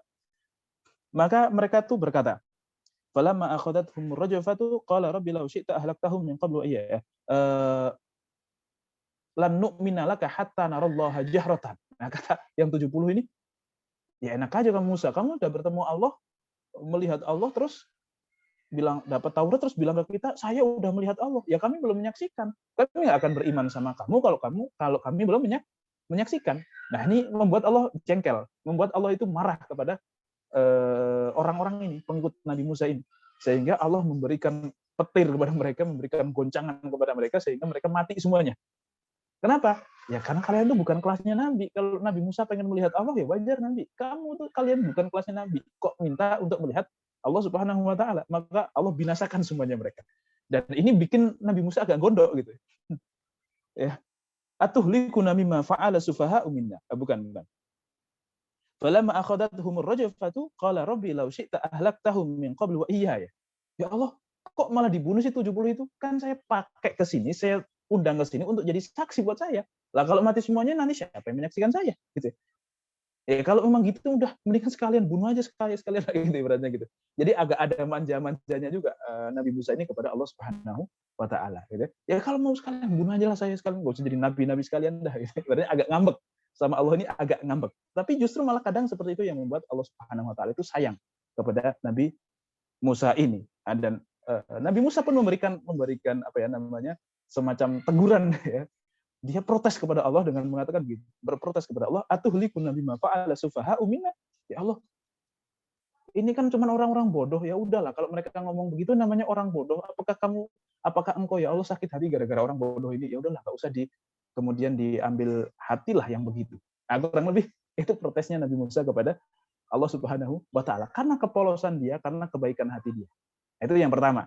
Yang kedua, juga protesnya Nabi Musa ketika bertemu. Ini setelah Nabi Musa wafat, ketemu dengan Rasulullah SAW di langit ya, di langit ketemu dengan Rasulullah SAW. Kemudian ditanya, "Ma faradha rabbuka ala ummati?" Nabi Musa itu nanya, "Wahai Nabi Muhammad, apa yang difardukan oleh Tuhanmu kepada umatmu?" Nah, ini bentuk kerohimannya Nabi Musa itu. Kalau pas Rasulullah bertemu Nabi Ibrahim nggak nanya apa-apa. Nggak nanya apa yang diwajibkan dan seterusnya. Enggak, yang sama-sama Nabi kan. Tapi Nabi Musa, apa yang diwajibkan untuk umatmu, kata Nabi Musa. 50 sholat. Jangan, keberatan, kasihan, dan seterusnya. Dia mengasihi umatnya Nabi Muhammad. Dia, kalau Muhammad mah udah pasti kuat, Nabi. Tapi umatmu nggak bakalan kuat, Pak. Itu pengalaman saya. Katakanlah gitu ya. Umatku lebih gede-gede, lebih ganteng-ganteng, lebih gagah-gagah aja nggak kuat, apalagi umatmu yang udah kecil, banyak masalah, banyak utang, gitu, katakan begitu, itu maka nggak akan kuat. Udah makanya silahkan minta keringanan dari Allah. Ibaratnya protes, Nabi Musa protes. Akhirnya dengan protes Nabi Musa, Rasulullah pun menghadap kepada Allah minta keringanan 45, 40, 35, 30 dan seterusnya sampai 9 kali bolak-balik kan, akhirnya jadi 5. Itu pun masih diprotes sama Nabi Musa. Balik lagi lah, nggak kuat itu umatmu. Jadi yang dipikirkan adalah umatnya Nabi Muhammad. Maka dalam sebuah hadis, dalam sebuah riwayat dikatakan, sesungguhnya aku menyebut Musa itu kalimullah karena kebaikan hatinya. Ya karena kepolosannya itu. Nah, pernah juga suatu ketika kepolosan Nabi Musa ini cerita tentang bagaimana Nabi Musa itu ya unik, lucu, tapi menunjukkan kemesraan beliau dengan Allah Subhanahu wa taala, yaitu ketika beliau protes, "Kenapa wahai Allah yang bermaksiat cuma 1-2 orang tapi yang diadab 1 kampung? Itu kenapa?" Bentar.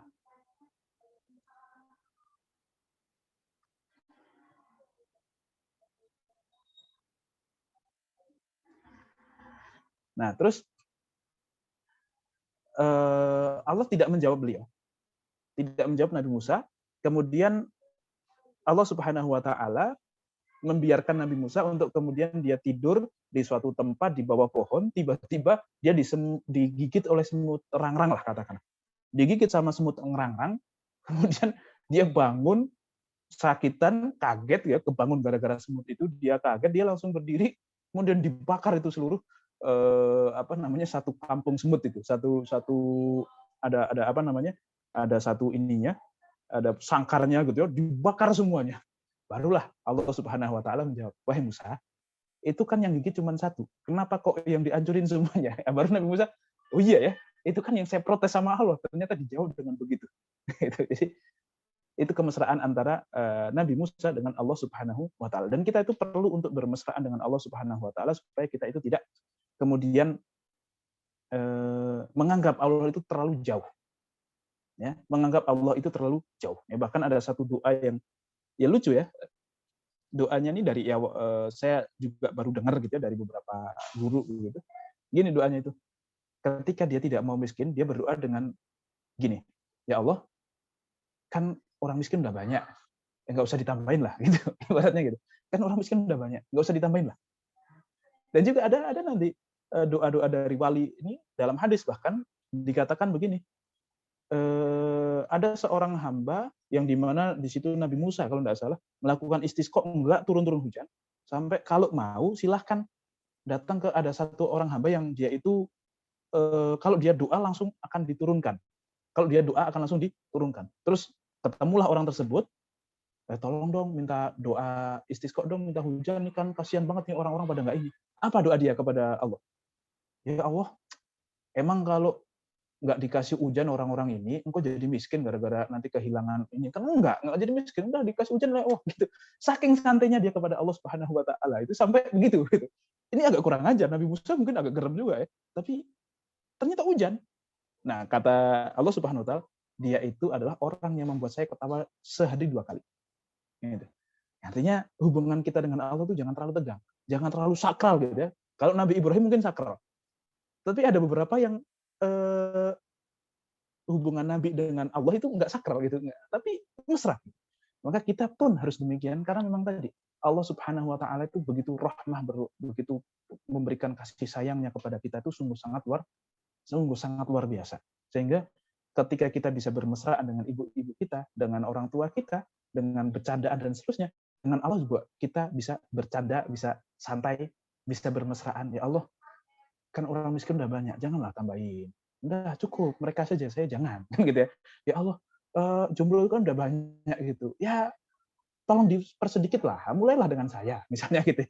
Atau apalagi lah, doa-doa yang seperti itu. Ya Allah, kan orang kontrak juga udah di mana-mana ini. Kasihan itu para kontrakan nanti habis pada rebutan. Saya kalau bisa jangan kontrak lah gitu. Ya, itu jadi kurang lebih karena kedekatan kita dengan Allah, karena kita tahu betapa kasih sayangnya Allah itu sangat luar biasa, sehingga kita bermesraan dengan Allah, kemudian kita itu berhubungan dengan Allah dengan hubungan kasih sayang. Bahkan ada satu, kalau nggak salah ini doanya diriwayat dinisbatkan kepada Nabi Khidir juga oleh para ulama, mengatakan begini, lithiqati alaika hamalatni ila an ajuru alaika.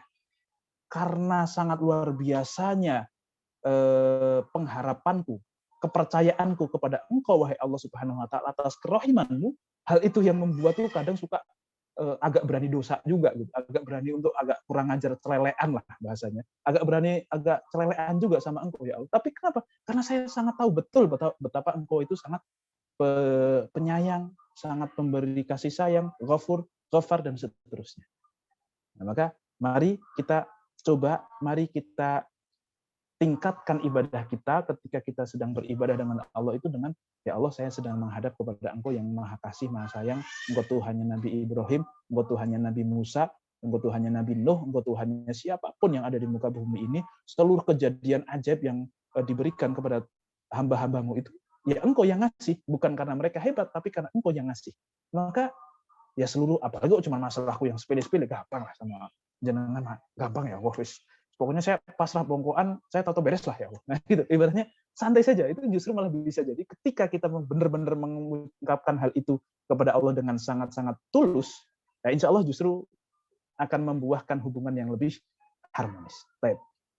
Itu pelajaran yang pertama. Yang kedua, rehlah menuntut ilmu. Dikatakan bahwasanya orang yang pertama kali mencari ilmu sampai harus pergi-pergi, harus mengadakan perjalanan adalah Nabi Musa. Padahal Nabi Musa itu sudah dikatakan Nabi, dia memiliki ilmu yang sangat luar biasa. Tapi meskipun demikian, dia tetap mencari ilmu, pergi jauh, siap untuk sampai katakanlah saya akan menempuh seluruh hidup saya untuk berjalan sampai saya ketemu dengan guru tersebut. Nah, inilah kebiasaan kita. Sebagaimana inilah kebiasaan para ulama ya. Orang-orang hebat itu selalu tidak pernah ini dengan ilmu, tidak pernah puas dengan ilmu. Dia pasti selalu haus dengan ilmu. Meskipun Nabi Musa itu dikatakan oleh Ibnu Ashur, ilmu yang dicari dia dari Nabi Khidir bukan ilmu yang wajib dia ketahui. Ilmu untuk syariat dia kepada Nabi Khidir, kepada Bani Israel, itu sudah dia kuasai. Sudah cukup sebenarnya, kalaupun dia nggak mau menuntut ilmu ya nggak apa-apa. Tapi dia tetap ghirrahnya, semangatnya mencari ilmu tetap tinggi. Nah, sebagaimana dulu ada Jubair bin Abdillah itu datang dari Madinah ke kota Syam, ke daerah Damaskus sana, ke Palestina sana. Dari Madinah ke Palestina jalan kaki atau beli onta lah begitu. Beli onta untuk jalan ke sana hanya untuk mendengarkan satu hadis, yaitu hadis tentang alam barzakh kalau tidak salah. Kemudian pas nyampe sono, ini sama-sama sahabat. Wahai Abdullah bin Zubair, kenapa kok sampai segitunya engkau mendatangiku hanya untuk satu hadis? Kata beliau, saya khawatir tidak meninggal dalam kondisi belum tahu hadis itu. Cuma untuk itu, bukan untuk diajarkan lagi. Enggak, pikirannya bukan seperti itu. Untuk saya mencari ilmu. Bahkan dikatakan Imam Bukhari itu menempuh perjalanan sampai 14.000 kilometer kurang lebih untuk mencari seluruh ilmunya, dan gurunya itu ribuan, 1.000 lebih. Nah, itulah semangat kita sebagai pencari ilmu, harus jangan pernah puas dengan satu ilmu, jangan merasa puas dengan ilmu yang sudah kita miliki. Yang namanya mencari ilmu memang butuh modal, modal waktu, modal tenaga, kesabaran, uang dan seterusnya. Makanya kan kalau kata Imam Syafi'i itu ala la tanalul ilma illa bisittatin. Ada 6 syarat seseorang itu mendapatkan ilmu, dakain, kecerdasan, wastibarin, kesabaran, wabulghatin, wa suhbati ustadi, dan tulu zamani, dan apa lagi ya? Ada 6. Ada 6 itu.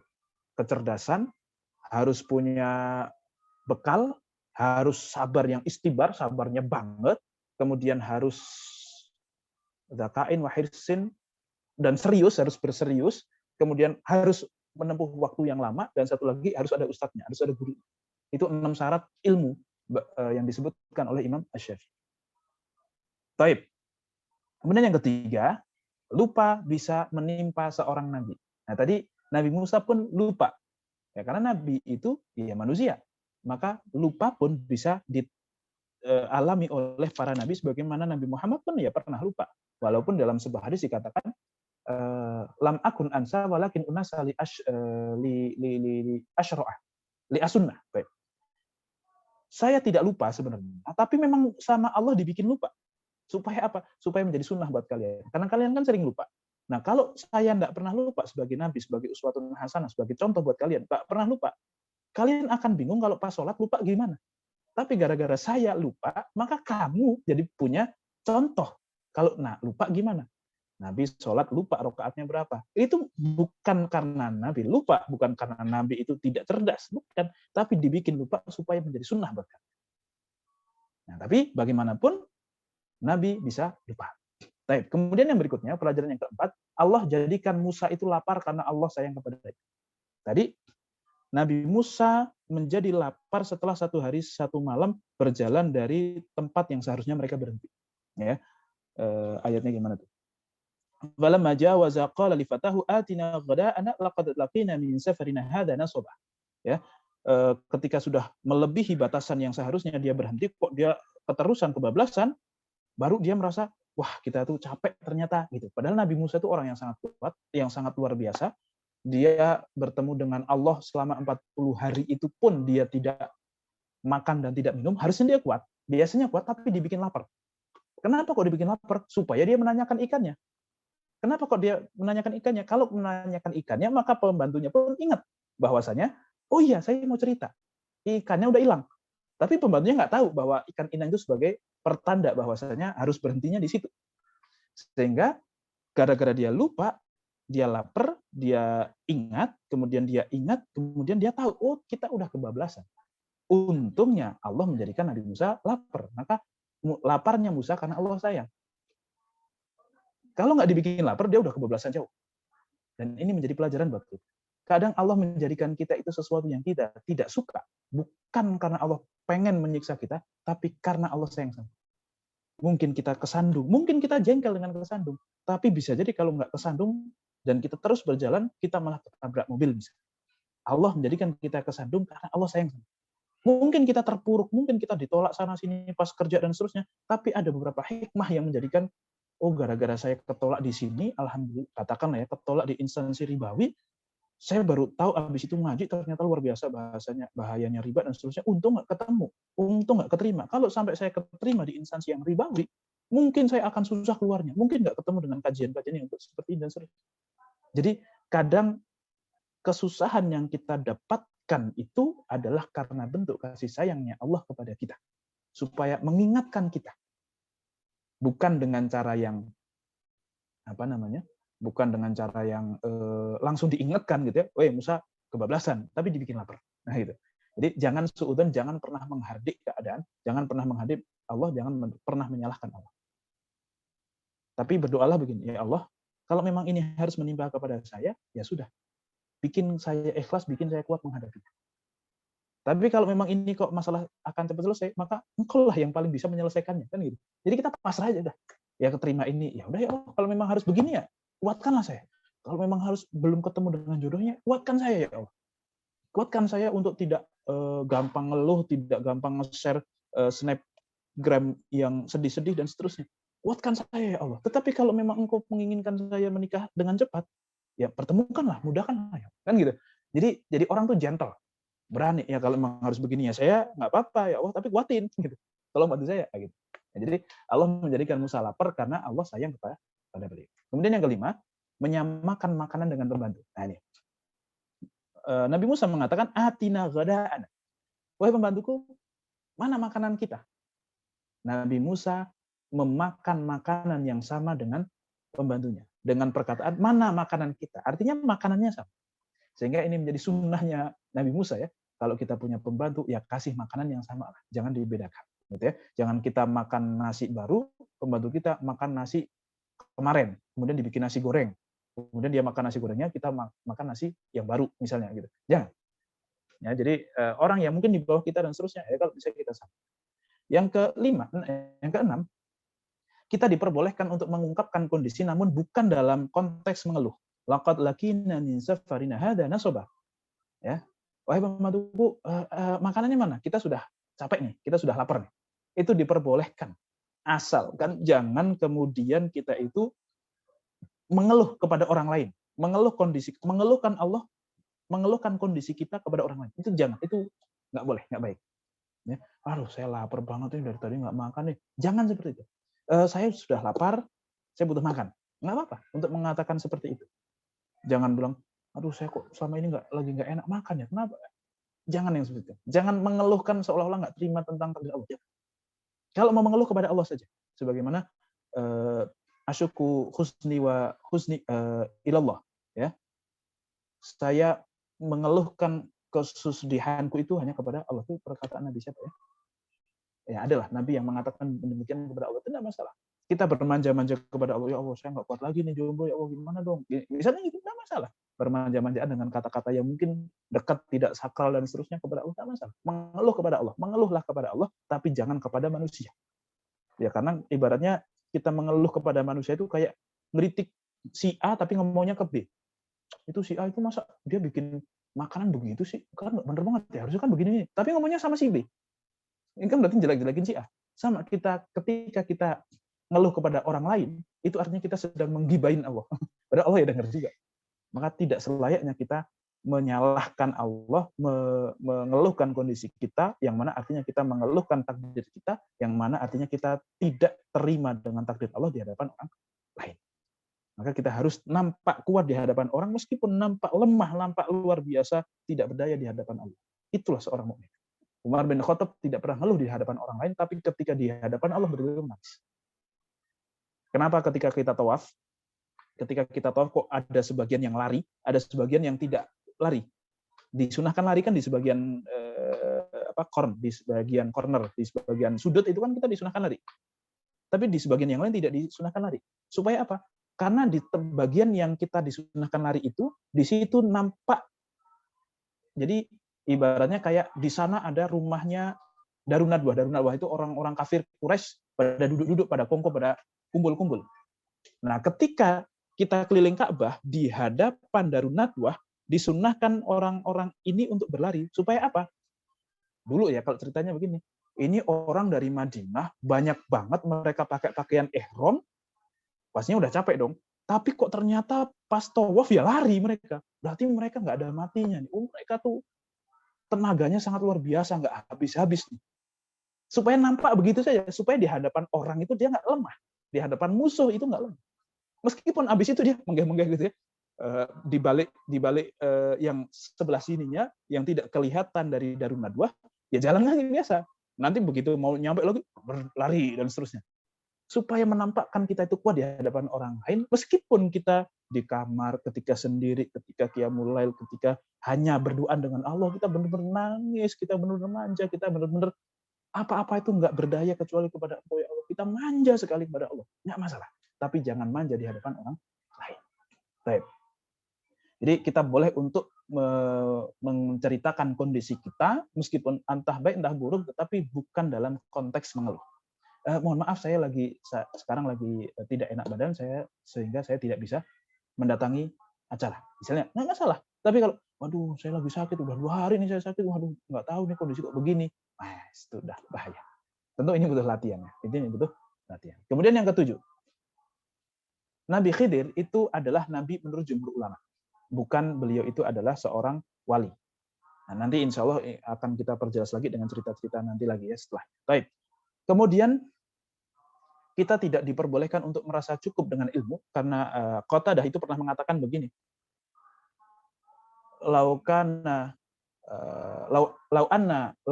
ahadun yaktafi bi syai'in minal ilmi famusa aula bihi. Ketika seseorang itu kok merasa cukup dengan suatu ilmu, maka harusnya Nabi Musa itu lebih pantas untuk merasa cukup. Harusnya Nabi Musa lebih pantas. Apalagi kita yang bukan siapa-siapa, maka proses mencari ilmu itu tidak ada habis. Jangan pernah sampai kita mengatakan bahwasanya dia itu saya cukup dengan ilmu ini, saya sudah tidak butuh-butuh lagi. Itu jangan pernah sampai. Makanya tidak akan pernah menambah keilmuannya orang yang sudah merasa cukup dengan keilmuannya. Orang yang sudah sombong dengan merasa cukup dengan keilmuannya. Ya kan? La yata'allamu al-mustakbir wal mustahi. Tidak akan mendapatkan ilmu orang yang sombong dan orang yang malu. Itu yang nomor 8. Nomor 9, seorang pengajar sebaiknya memiliki waktu untuk menambah ilmu. Nah, ini. Nabi Musa itu pendakwah.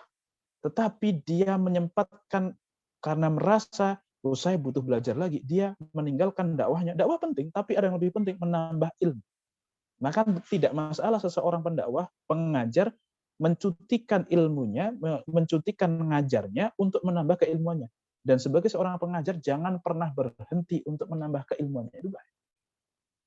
Dan ini terutama bagi saya ya, mungkin buat teman-teman tidak terlalu intens dalam mengajar. Tetapi kalau saya sebagai ya sering ngajar gitu, jangan mengajar terus setiap hari, tapi nggak pernah belajar. Apa yang mau saya sampaikan nanti? Ya, saya harus terus belajar. Dan memang ternyata belajar yang paling baik adalah dengan mengajar. Belajar ketika sebelum ujian itu cepat, tapi lebih cepat dan lebih efektif dan lebih nyantol ketika belajar sebelum mengajar. Itu luar biasa ternyata. Itu yang nomor 9. Nomor 10. Ulama ijma sepakat Musa lebih afdol dibandingkan Nabi Khidir. Musa lebih afdol, dia ulul azmi. Nabi Khidir meskipun dia nabi, tapi bukan ulul azmi, nabi biasa. Namun ia tetap memuliakan Nabi Khidir karena ia adalah gurunya. Ya, maka Nabi Musa pun mengatakan, hal attabi'uka ala an tu'allimani mimma 'ullimta rusyda. Bolehkah saya mengikuti engkau untuk belajar ilmu kepada engkau, wahai Nabi Khidir? Padahal Nabi Musa itu sudah lebih terkenal daripada Khidir. Khidir malah nggak ada yang tahu. Tapi Nabi Musa tetap memuliakan beliau. Bahkan dikatakan tidak sempurna penuntut ilmu kecuali ia telah belajar dari guru yang lebih tinggi, dari guru yang selevel dengan dia, dan dari guru yang malah di bawahnya. Kalau dia sudah bisa belajar, sudah pernah belajar dari orang di bawahnya, artinya sudah sempurna seorang. Karena kalau sudah sempat dia belajar dari orang yang berada di bawahnya, dia sudah dalam kondisi keilmuannya itu hampir komplit. Oh, apalagi yang saya nggak tahu ya? Oh, ini. Siapa yang tahu ya? Oh, dia sudah di bawahnya. Nah, itu berarti sudah seperti itu. Orang yang alim itu orang yang semakin tahu apa saja yang dia nggak tahu. Tapi kalau kita nggak tahu apa yang saja kita tidak tahu, karena saking banyaknya yang kita tidak tahu, sehingga bingung. Gitu. Oke. Kemudian yang ke-11, ketika Nabi Khidir mengatakan innaka lan tastati'a ma'iya sabr, kamu nggak akan bisa sabar kalau belajar denganku, itu menunjukkan bahwanya bolehnya seorang guru untuk memperingatkan kepada muridnya bahwa ini ilmu berat loh. Ya kamu kalau memang mau belajar ya harus istiqomah, harus siap. Jangan kadang maju kadang enggak, ya kadang datang kadang enggak. Kalau memang mau belajar ya udah istiqomah. Itu boleh seorang guru memberikan tahdzir, memberikan peringatan kepada muridnya bahwa kamu harus sabar, ini ilmu berat dan seterusnya. Kemudian yang ke-12, etika ketika bertekad untuk mengucapkan insya Allah. Yang ketika kita memiliki tekad, maka kita harus mengucapkan insya Allah. Insya Allah saya akan berangkat umrah, insya Allah saya akan menikah, insya Allah saya akan mencari kerja, insya Allah apa, dan seterusnya. Ketika kita bertekad, insya Allah saya akan menghafal Al-Quran, insya Allah akan menghafalkan juz 30, dan seterusnya. Ada lafal insya Allah sebagaimana Nabi Musa pun demikian. Ya, satajiduni insyaallah sabir. Engkau akan mendapatiku dalam kondisi sabar insyaallah. Insyaallah. Nabi Musa pun mengatakan insyaallah. Yang ke-13, kita boleh untuk memberikan syarat kepada muridnya sebagaimana Nabi Khidir memberikan syarat kepada Nabi Musa. Fa in ittaba'tani fala tas'alni an syai'in hatta uhditsa laka bihi dzikra. Kalau memang kamu mau ikut denganku, maka jangan bertanya kepadaku sampai aku memberikan tahu kepadamu. Nah, ini berarti boleh untuk kita memberikan syarat kepada murid kita. Kalau mau ngaji sama saya, boleh, tapi saya cuma bisanya 1 jam, oke? Dan habis itu nggak boleh nanya-nanya.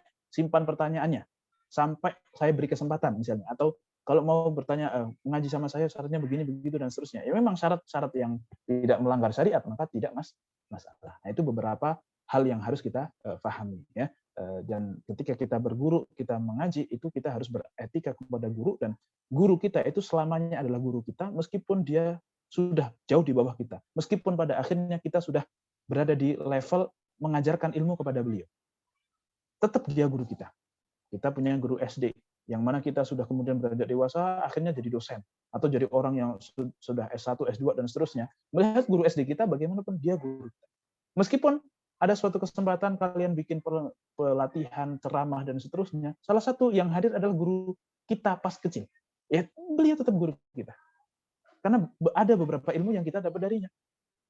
Jangan kemudian sombong, ya dulu pernah jadi murid sih, tapi sekarang dia udah di bawah saya lah. Jangan seperti itu. Kenapa? Keberkahannya akan hilang karena kesombongan kita. Ya, maka kita harus bertawadu, sekali guru akan guru selamanya. Bisa jadi kalau tanpa ada ajaran dari guru tersebut, kita tidak akan pernah sampai ke level ini. Seseorang tidak akan pernah nyampe ke 100 kalau kecuali dia lewat angka 2, 3, 4, 5, dan seterusnya. Jangan mentang-mentang yang diajarkan hanya 2 sampai 10 dan kita sudah sampai 100, dia kan ngajarin cuma 2 sampai 10. Jangan. Tanpa 2 sampai 10 sampai 1 dari 1 dan sampai 10 tidak akan pernah ada yang namanya 100. Kan gitu. Maka kita harus tetap menghormati guru kita meskipun mereka itu sudah berada di bawah kita. Dan salah satu bentuk keberhasilan guru justru ketika muridnya itu pintar. Jadi kalau kita pintar melebihi guru kita, itu keberhasilan guru kita, bukan kita. Belum tentu kita yang bisa seperti itu bisa memintarkan murid sampai lebih pintar daripada kita. Belum tentu. Baik. Mungkin itu saja yang bisa saya sampaikan. Allahu a'lam bishawab. Nanti insya Allah kita akan lanjutkan ke ayat yang berikutnya tentang cerita bagaimana Nabi Musa dan Nabi Khidir itu nanti berpolemik. Baik. Allahu a'lam bishawab. Mungkin ada waktu sebentar sebelum kita maghrib untuk jika ada hal yang ingin ditanya. Tafadhol. Tafadhol. Jika ada yang ingin tanyakan silakan. Oh ya, tadi mohon maaf Ustadz tidak sempat membacakan ayat karena tadi kebetulan ada ayat nelpon. Silakan teman-teman. Oh ya, silakan Mbak Vina. Ya, bismillahirrahmanirrahim. Jazakallah khair Ustadz atas ilmunya sore hari ini. Saya ada beberapa pertanyaan Ustadz. Tadi saya sangat tertegun dengan cerita tentang insight bagaimana kemesraan Nabi Musa. Nah, itu saya juga pernah mendengar cerita dari kakak tingkat saya sendiri, itu gimana saking beliau tuh sampai ngomong ke Allah itu, ya udah, ya Allah, lu maunya apa gitu, sampai pakai saking dekatnya gitu, santainya pakai lu gue kayak gitu. Tapi Ustadz, itu kan untuk Nabi dan juga orang-orang yang saleh, tapi gimana sih Ustadz membedakan gitu, itu memang karena kedekatan, bukan karena kayak kurang ajar atau terlalu santai gitu, atau menggampangkan syariat ataupun menggampangkan Allah Subhanahu wa taala. Itu untuk pertanyaan pertama Ustadz. Terus terkait tadi kan membahas terkait lupa, apakah hakikatnya apakah lupa itu semuanya itu dari setan atau adakah faktor lain dari dosa dan segala macamnya. Terus ada 2 pertanyaan lagi Ustaz. Tadi juga terkait guru itu kan nggak semua ilmu itu bisa misalkan saya ikut kajian seperti ini atau mendatangi guru, nggak semuanya ilmu bisa seperti itu. Karena kondisi masing-masing orang. Nah, apakah membaca buku gitu ya Ustaz, tapi tetap mengusahakan kalau misalkan ada seorang yang memahami tentang buku itu apakah buku itu juga termasuk guru? Karena kan itu tulisan dari seseorang gitu, terutama dari para ustadz. Terus yang terakhir Ustaz, kan kita tadi kita nggak boleh gibah atau kita nggak boleh ngomongin keburukan ke orang lain. Kalau itu ngomongnya gitu ke Allah gitu, curhatnya ke Allah, "Ya Allah, aku nggak suka dia." Terus ya karena ya sebagai manusia saya pribadi masih ada suka nyambat, suka julid gitu. Tapi kalau ke Allah itu gimana sih Ustaz? Apakah itu boleh? Gitu Ustaz. Jazakallah khair. Iya. Baik. Jadi yang pertama terkait dengan apa tadi? 4 ya, saya lupa. Yang pertama tentang kemesraan ya. Bagaimana membedakan antara kemesraan dengan kurang ajar. Ya. Ya Mbak Vina ya. Iya Ustaz. Betul. Baik. Ya, jadi gini. Tentu kita bisa merasakan sendiri lah. Artinya ada orang yang katakanlah sama kita itu sok SKSD, tiba-tiba kok ini siapa sih kok so asik dengan kita, dengan orang yang memang melakukan hal yang sama tapi kita tidak masalah. Woi bro, apa kabar? Gini, so asik begitu. So asik dan kita merasa ih apaan sih orang? Kenapa? Karena kita nggak kenal, nggak dekat. Kok tiba-tiba begitu? Sedangkan mungkin ada teman lain yang memang sudah teman melakukan hal yang sama persis, bahkan lebih lebay daripada itu. Lebih merasa sok dekat, tapi memang dekat. Jadi, weh, apa kabar? Gitu. Jadi kita malah lebih merasa dekat. Nah itu. Jadi insya Allah konteksnya akan sangat mudah difahami. Kalau kita memang dekat sama Allah, ya Allah, emang bener sih ya. Engkau kan gini ya. Jadi ya udahlah ya Allah. Kayak gitu. Ada kita membangun kedekatan, membangun chemistry dulu kepada Allah Subhanahu Wa Taala, membangun bahwa ya memang engkau tuh dekat. Jadi kita menyadari dulu bahwa kita itu memang dekat. Kita tahu betul kita tuh dekat dengan Allah, punya kesadaran tentang itu, maka jadi bukan apa ya? Kalau kekurangan ajaran itu memang sesuatu yang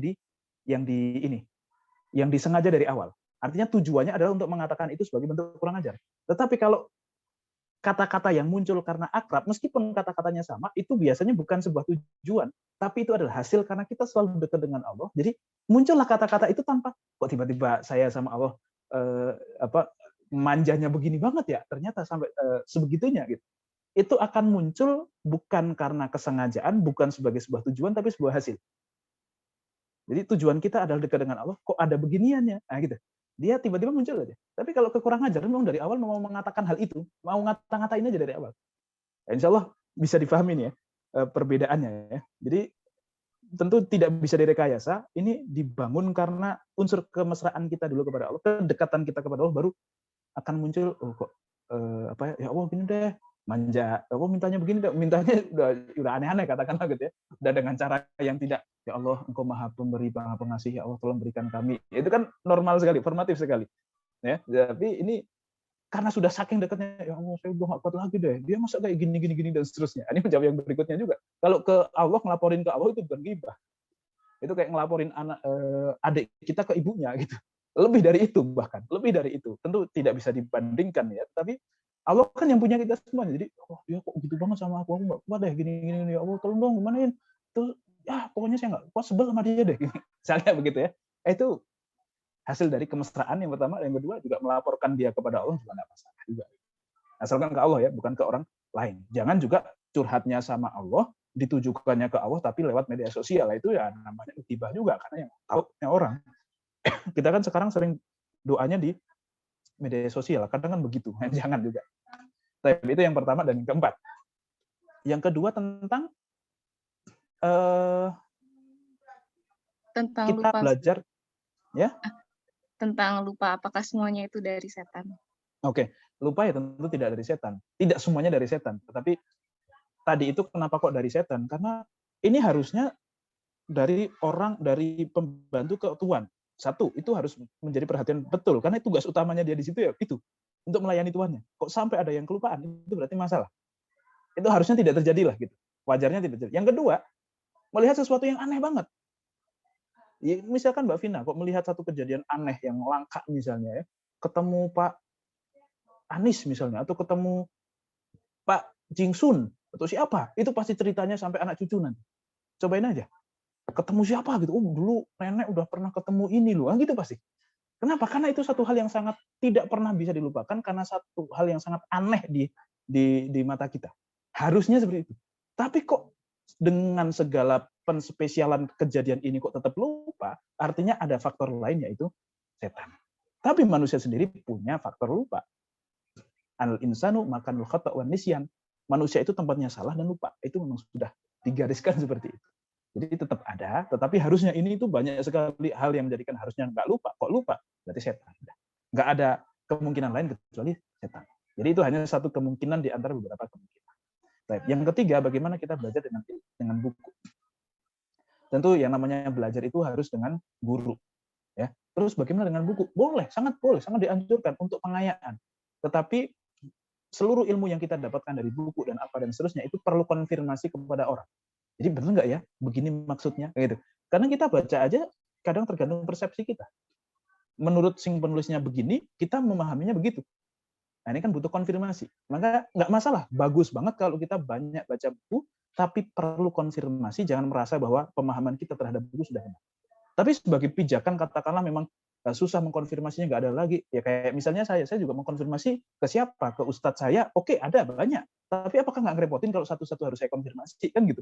Makanya ya sudah, selama kok agak mirip dengan ustadz-ustadz yang lainnya, oh berarti memang benar pemahaman saya, kan gitu. Minimal kita mengkonfirmasi apakah pemahaman kita benar dengan membandingkan dengan ustadz-ustadz yang lainnya, dan seterusnya. Dengan ilmu-ilmu yang lainnya, kurang lebih seperti itu. Maka itu sangat baik ketika kita kemudian belajar dari buku, ya. Tapi jangan mencukupkan diri dengan buku. Itu yang paling. Harus belajar dari buku yang banyak, kalau bisa sebanyak-banyaknya, tapi jangan pernah mencukupkan diri dengan buku. Karena kita butuh konfirmasi apakah pemahaman kita dari buku itu benar atau tidak. Nah, itu kalau bukan cuma media saja. Tetapi karena media buku itu seringkali juga bikin salah paham, insya Allah dengan yang langsung begini, apalagi kok ditanyakan, berarti begini gimana? Berarti begitu gimana? Itu bentuk konfirmasi dan itu sangat perlu kita lakukan. Ya, karena tidak ada satu orang pun yang ilmu, yang namanya ilmu ini ya, bukan untuk kita pahami sendiri, untuk kita bahas sendiri, terus kita klaim sendiri. Enggak.